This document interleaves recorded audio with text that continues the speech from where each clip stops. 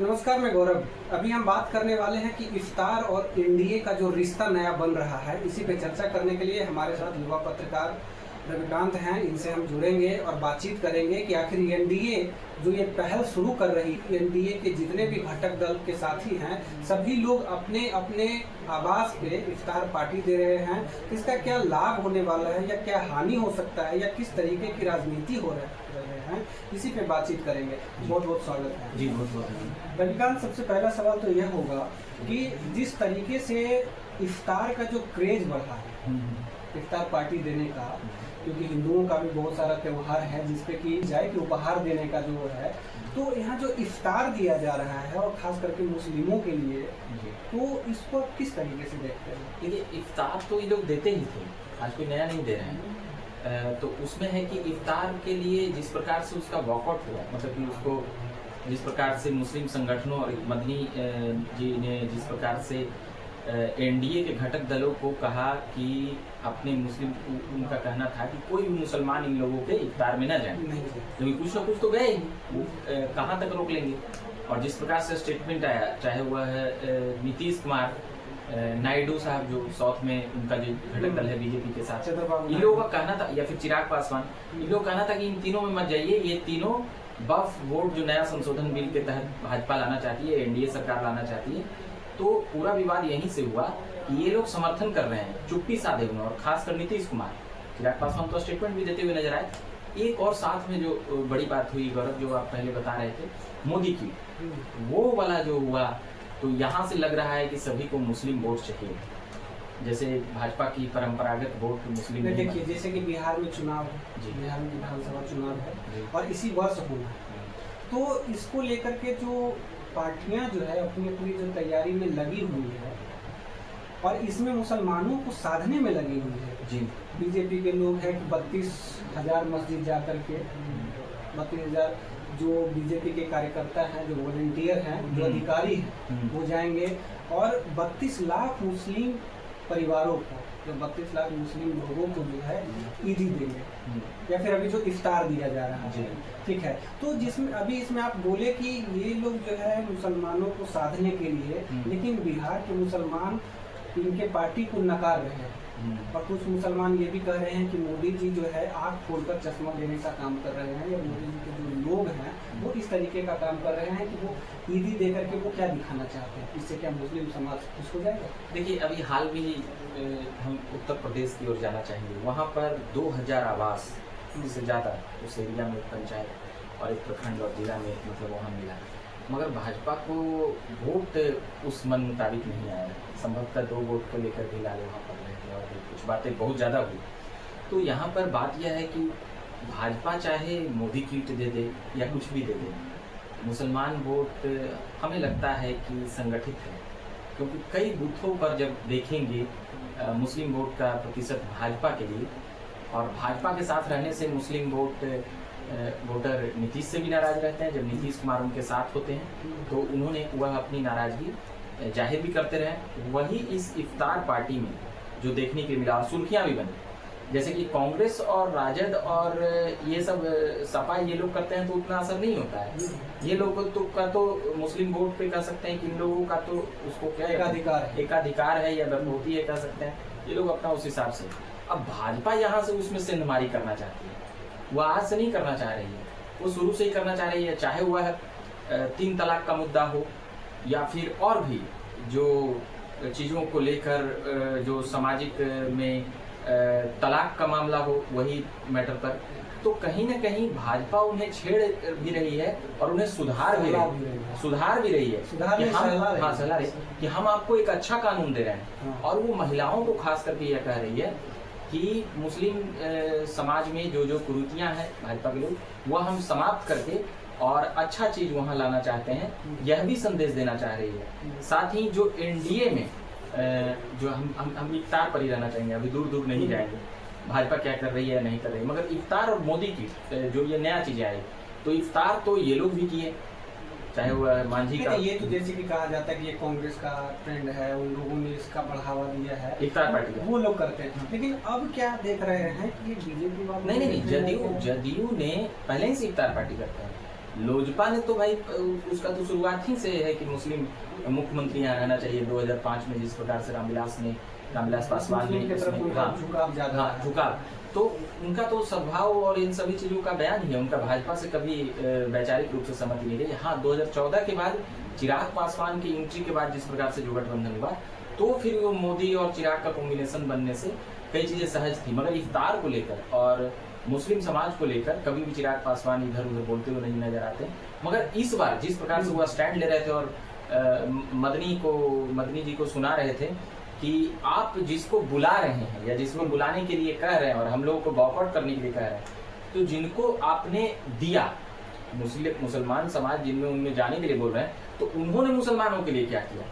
यह स्टेटमेंट था मोदी सरकार के मंत्री का कि उन्होंने क्या किया कि आप कितना दिन से वोट दे रहे हैं और आप लोगों का क्यों नहीं उत्थान हुआ। ऐसी बातें घटक दल कह रहे हैं, यानी कि उन्हें समझ में आ रहा है कि वो अभी कट टू कट वो जवाब देने के लिए खड़ा है कि आप जिस ओर जा रहे हैं वह रास्ता गलत है। यानी एनडीए के नेता कह रहे हैं, ये जो आप कह रहे हैं जिसमें हम सवाल करेंगे कि क्या कोई एक नेता उसको मूव कर सकते हैं, जैसे चिराग पासवान का बात आप कह रहे हैं। हाँ। तो चिराग पासवान उसको मूव कर सकते हैं, उनके पास ये लगता है, ये जन समर्थन उनके पास है, ये विश्वास वो भी बना पाए हैं लोगों को। देखिए, अभी विषय यह है कि वक्फ बोर्ड वाला मामला है।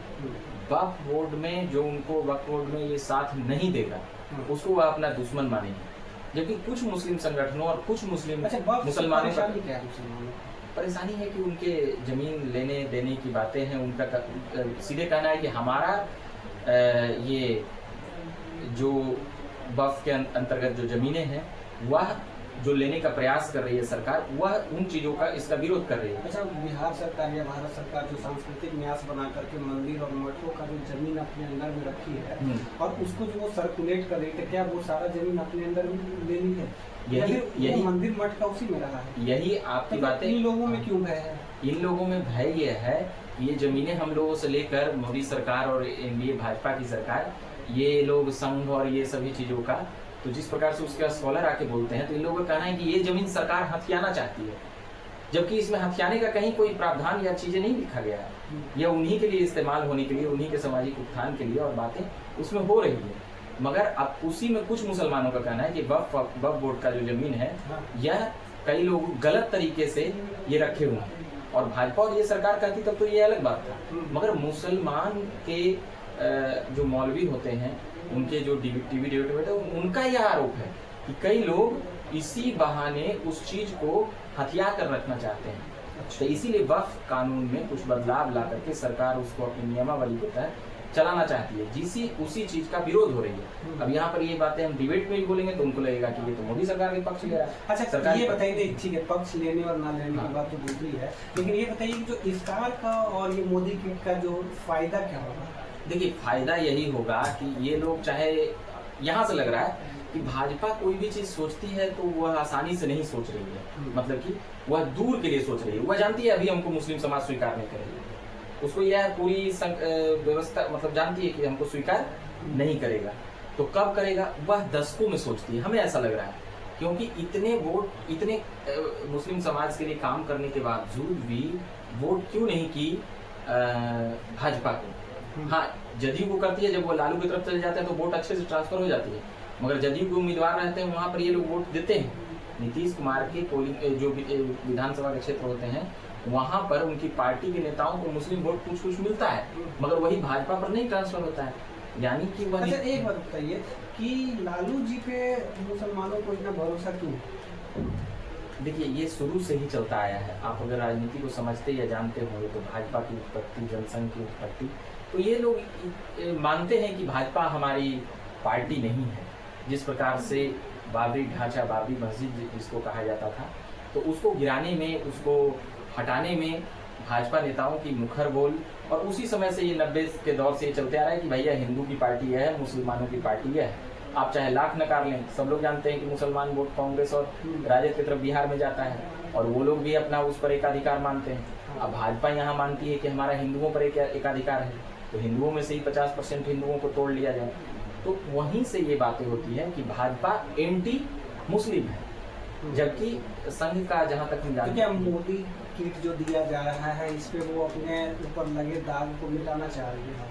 भाजपा नहीं कोई दाग मिटाना चाह रही है, नहीं, हो ये सकता है तो इसको ये एनालिसिस में बोला जा सकता है। क्योंकि यहाँ के जो फायर ब्रांड नेता हैं उनका अक्सर बोल इस तरीके का रहता है कि मुसलमानों को पाकिस्तान भेज दो या फिर कुछ भी। जैसे आज ही जो है बिल्कुल।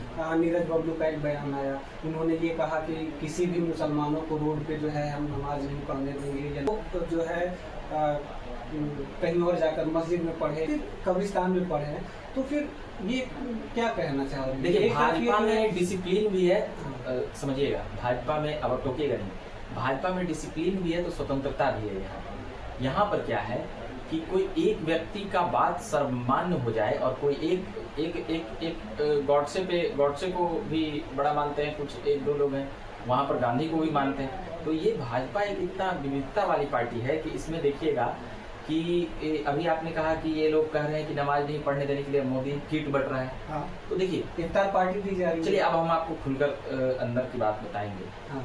मुस्लिम मंच बना है संघ के दिन, मतलब उसके दिन के तहत, ठीक बना है। अब तो वहाँ पर कई राष्ट्रवादी मुसलमान करके उनको इकट्ठा किया गया। नहीं तो देखिए इसमें भी उसकी प्रचारक की जो जगह। पासमानदा लोग, हाँ वही पासमानदा उनके पक्ष में जाना चाहते हैं, उनके पक्ष में रहते हैं, उनका झुकाव उस तरफ है। बिल्कुल क्योंकि बिल्कुल। उन लोगों को वो कुछ देते रहते हैं। तो चलिए अब आप छेड़ दिए तब मैं बोलूंगा उस पर। तो इन लोगों को लग रहा है कि ये जिस प्रकार से हमने मुस्लिम में कुरीतियों को समाप्त किया, कुछ जो चला आ रहा था महिलाओं को दबाने की, बुर्खा, 3 तलाक, हलाला, ऐसी टॉपिकों को भाजपा ने छेड़ करके न केवल मुस्लिम महिलाओं के लिए, उनके लिए आज़ादी की बात करते हैं, बल्कि और जो कट्टर मुसलमान हैं उनको भी चिढ़ाते हैं। तो अब यहाँ पर तो ठीक है, अगर ये बात जब आप करते हैं तो अगर हम पीछे जाते हैं तो हिंदू में भी सभी प्रथा थी, तो उसको औरतों को जिंदा जला दिया। बिल्कुल बिल्कुल। जो भी जो ये तो खत्म होना चाहिए। तो स्वीकार्यता, यही बात का तो बात है, स्वीकार्यता। तो यहाँ पर आप स्वीकार रहे हैं, अब यहाँ पर ये सरकार कर रही है, तो हो सकता है कि भविष्य में मोदी को समाज सुधारक के तौर पे माना जाए, मुस्लिम समाज सुधारक के तौर पे माना जाए। ईश्वर चंद्र विद्यासागर के रोल में आएंगे। तो ये हिंदू समाज सुधारक के बजाय मोदी को भविष्य में यह कहा जा सकता है कि ये मुस्लिम समाज सुधारक ये रहे। यहाँ पर ये टाइटल उनके साथ शायद 10 साल 20 साल बाद 50 साल बाद जुड़ेगा। ऐसा इसलिए कह रहे हैं क्योंकि वो काम कर रहे हैं उन्हीं की आज़ादी के लिए, मगर हो सकता है कि ओवरऑल आपका ये कहना है कि इफ्तार और मोदी किट का फायदा मिलेगा? नहीं, अभी नहीं मिलेगा, मोदी जी को नहीं मिलेगा। चुनाव में मिलेगा ना? नहीं, चुनाव तो आने वाली है, विधानसभा चुनाव है। देखिए वो इतना अंदर तक अलग हो चुके हैं या खुद को अलग मानते हैं कि मोदी के साथ रहने वाले नेता को वह विरोध कर रहे हैं। आप समझिए कहाँ से मैं बोल रहा हूँ। मोदी के साथ कौन कौन है? नायडू हैं, नीतीश हैं, चिराग हैं, मांझी हैं, ये एक सीट है तो मांझी मान लिया। तो अब यहाँ पर है कि इनका विरोध हुआ जब कर रहे हैं तो भाजपा को कैसे वोट देंगे? ये बातें नहीं, ठीक है। आप 2013 का घटक दल को कर रहे हैं, ठीक है, सहयोगी दल को कर रहे हैं, तो जिसमें आप बताया कि चिराग जो है वो बहुत पहले से मुस्लिम की तरफ उनका झुकाव रहा है, उनकी पार्टी का। देखिए तो उनकी पार्टी का झुकाव ज्यादा था। चिराग पासवान का आज अलायंस है ना भाजपा के साथ 10-11 साल से। हो सकता है कि उनका अलायंस अलग करके भी चलना पड़े, ये बात है ना, वो एक अलग पॉलिटिकल पार्टी है। आज मोदी जी हैं, हो सके मोदी जी ना रहे तो चिराग पासवान का हो कि हम इधर जाएंगे उधर जाएंगे, ये संभव है। तो वह भविष्य के लिए जो 18%, 16% या 20% माने जाते हैं जगह जगह पे, हम इसलिए 3 आंकड़े दी जी, तो लगभग उसको 18-20% कह सकते हैं। तो वो वोट बैंक का जो तबका है वह कहीं नहीं जाए। आज अगर इन चीज़ों का विरोध कर देंगे तो वो कोई भी पार्टी अगर प्रो एकदम हो जाएगी तो फिर वो तो शिवसेना ही कर सकता है। तो यहाँ पर इन लोगों का क्या है कि यह 20% हमेशा के लिए कट जाएगा भाजपा के अगर विचारधारा और राय पर चले तो। डायरेक्ट विरोध कोई नहीं करेंगे, कोई भी छोटी छोटी पार्टियां। एक शिवसेना को हम इसलिए साइड कर दिए, शिवसेना का वो था कि भाई हमको नहीं चाहिए वो मुसलमान का, बाला साहब ठाकरे का प्रोजेक्ट को निकाले। तो यहाँ पर भाजपा के साथ जो जुड़े हुए हैं उनका तो भाई राजनीति करना है ना। भाजपा ने हिंदू वह नहीं ना कर सकते हैं, क्योंकि उनका तो संघ RSS के लोग जानते हैं वो हिंदुओं के एकत्रितकरण के लिए संगठन है। कुछ लोग इसको आतंकी संगठन और तमाम चीज़ें बोला करते हैं या बोलते हैं, मगर संघ के लोग और भाजपा के लोग और लोगों में ये गतिविधि के सामाजिक संस्कृति ये काम करते हैं, सामाजिक और संस्कृति के लिए। तो यहाँ पर RSS की वजह से ही मुसलमान इसे अपना पार्टी नहीं मानते हैं। भाजपा मनाने का प्रयास कर रही है, संघ मुस्लिम मंच बना के अपने प्रचारक देने का काम कर रही है। तो ये सभी काम दशकों से चल रहा है संघ और भाजपा द्वारा। मगर उसी का एक प्रयोग है मोदी किट जी। तो यहाँ पर उनको कितना फायदा होगा नुकसान होगा देखिए। तो अभी आपने सुना कि इन्होंने हर बारीकी पे एक्सप्लेनेशन दिया और इन्होंने ये बताया कि किस तरीके से जो है बीजेपी घटक दलों को या फिर बीजेपी को फायदा होगी या फिर नुकसान होगी, ये तो देखने वाली बात है। लेकिन अभी बीजेपी चाह रही है कि जो 20% वोट हमारे हैं मुसलमान भाइयों का जो वोट है वो उनके पक्ष में आ जाए, और जिस तरीके से लालू प्रसाद यादव का एक अधिकार रहता है या फिर और भी कांग्रेस का एक अधिकार माना जाता है, उसमें सेंधमारी के लिए इन लोगों ने इफ्तार और जो मोदी किट की बात की जा रही है इसकी शुरुआत की है। तो ऐसे ही खबर को देखते रहने के लिए बने रहिए हमारे साथ। नमस्कार।